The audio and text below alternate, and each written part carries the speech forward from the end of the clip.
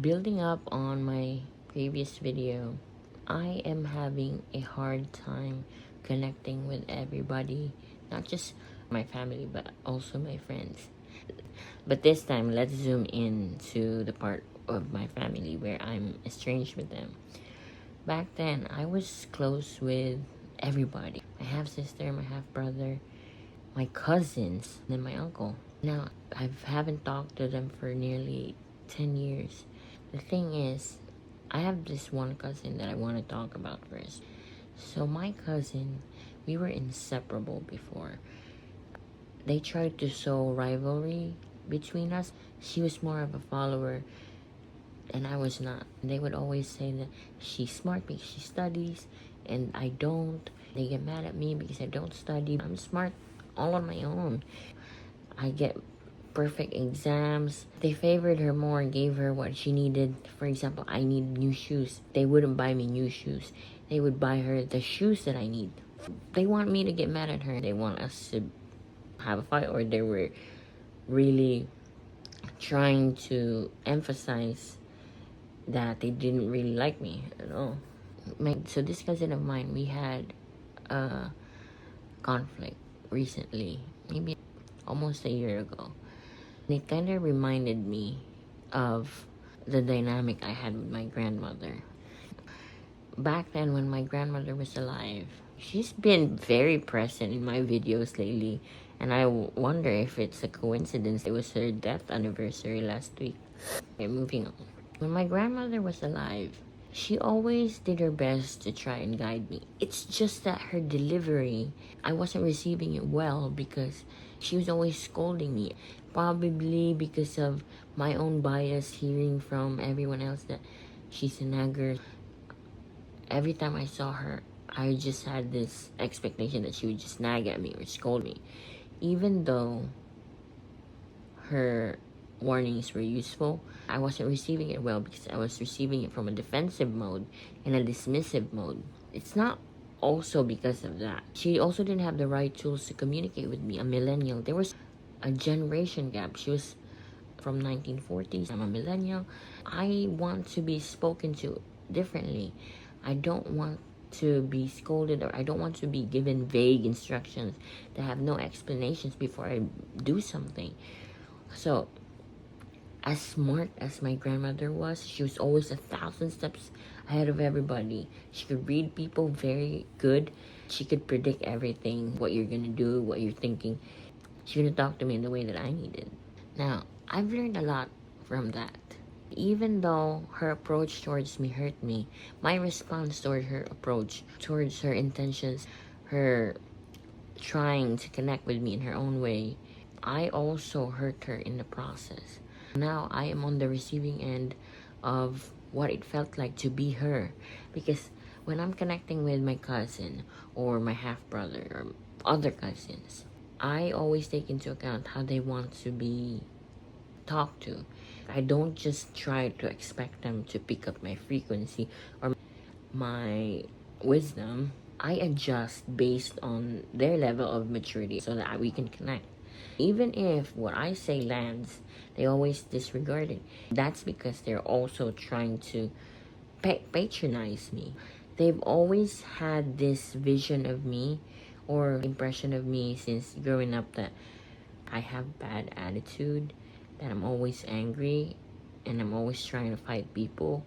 But that was an expired version of me. I only acted that feral before because I was in a defensive mode. I felt like everybody was going up against me, attacking me, based on my experience, based on the harsh words they've said to me, based on all the rejection and betrayal. I was like a feral cat or feral dog that didn't know love at that time. The way I would go through life is by being defensive. I'm always trying to fight people. I'm always aggressive or something like that. At the same time, deep inside, I was just a scared little girl trying to get through life and understand why are people always hurting me. That is the lens in which they chose to view me. They did not hold space for a mature version of me. They don't want to get reacquainted with me. They're not interested in who I am. They're not interested in who I've become. They are not interested in what I've been going through. They just are accommodating me just to keep the peace. And at the same time, the bad attitude comment, it also stemmed from when I was a kid. I've always had strong boundaries. So when I said no, they always say, you're a bad kid. You know what? Okay. So, building up on that, my cousin, we loved each other. We would wear matching clothes, matching shoes, matching everything. We were inseparable, especially when our mothers are twins. However, recently, I've been feeling like she was not keen on nurturing a relationship with me. Every time I try to connect with her, it takes her months to reply. When she replies, she's always bringing up topics that we've already discussed months ago. Like I'm talking to a canned response. Whenever I try to communicate my needs, she would not reply anymore. Then she would text me months later, not addressing the previous conversation that we just had, just moving through it like nothing happened, like not acknowledging, not apologizing. I brought that into her attention. She said that she's not replying because I'm always trying to start fights. That's when I thought, okay, you don't fuck with me like that. It was disappointing for me because you were the closest person I had. Now by behaving that way, you just showed me what you really thought of me. I won't be quick to chuck it up as her not liking me. I think that was a capacity issue because people may know her as the chill one. People like her. She's friendly. She's well-traveled. They don't know that she only travels to escape her problems. All of her associations are surface level. When they get too deep, she can't go there. That's why her relationships have fallen apart. She also had a few friends reach out to me saying that she has done something that they felt betrayed. She never apologized for it. Instead, she deflected and gaslit them into thinking that they're making a big deal out of it. Now, I understand having a life of your own. I totally do.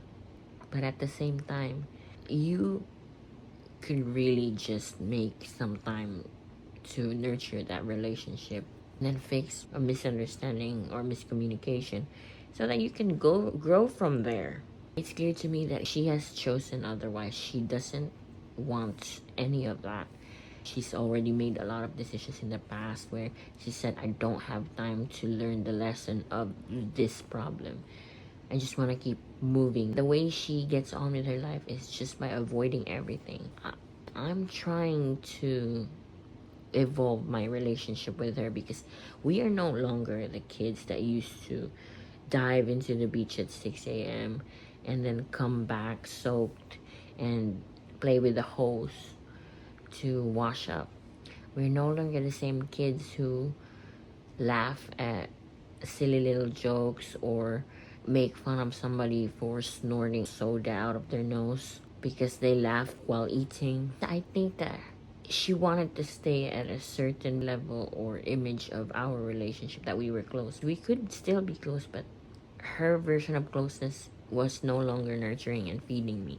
So I stopped connecting with her. Then I deactivated everything where she could connect with me. And I forgot that she actually has WhatsApp and Telegram. You know what? I was on the verge of missing her. Then my best friend received a message from her saying, please tell her that I miss her. My best friend says, she has Instagram. Why don't you connect with her? And then she just stops the tracks right there. She sees the message and she never engages again.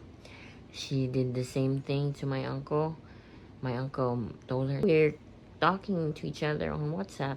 She said, I don't have WhatsApp, I have Telegram. And I'm literally on WhatsApp, seeing her picture, always available. She messages my friend and she said, I don't really think that I can connect with her. I think she got me blocked. My best friend said, she said that you blocked her. I sent her all my blocked lists and her name was not there. And then she forwarded that.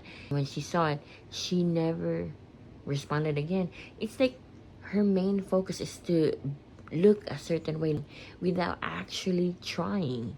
It's like an image thing. I don't know how we get disconnected that far, because she became the very person that I don't align or am not compatible with. Not because I think that she's surface level only, but also because I think she is so deep into our family's dynamics, where they would much rather nurture the image they have, what they look like to other people, versus actually investing all that time and energy into making the relationship better or nurturing your character into somebody that you're actually proud of. They just want to be perceived a certain way without actually doing the work of becoming one. Now, tying it back with my grandmother, when I used to make fun of my grandmother giving me guidance and just reducing it into mere jokes and nagging or scolding, I have become on the receiving end of that treatment. Maybe this is karma or whatever. I understand. I'm not resentful about it. I just understand. For some reason, I feel severely lucky to be able to recognize that, because now I understand that it doesn't matter if you're preserving yourself, what your intent is. If it caused pain to somebody, you're bound to experience it, so that you understand what it felt like to be them at the time that you did that to them. I'm nervous. I've done a lot that I don't even know, especially the ones that I know about. And you know what? That's life. I've made decisions. I must face them if and when they ever come. If and when it becomes my turn, which I hope it never does. And I hope that this realization alone exempts me from that. I want to add my uncle into this. Maybe I can just save it for another day, so that I can have content. I can stay true to my goal, which is keep up the momentum. Okay, I gotta stop explaining myself. I said it in a video. If you watched it, if you did, thank you. I'll see you tomorrow.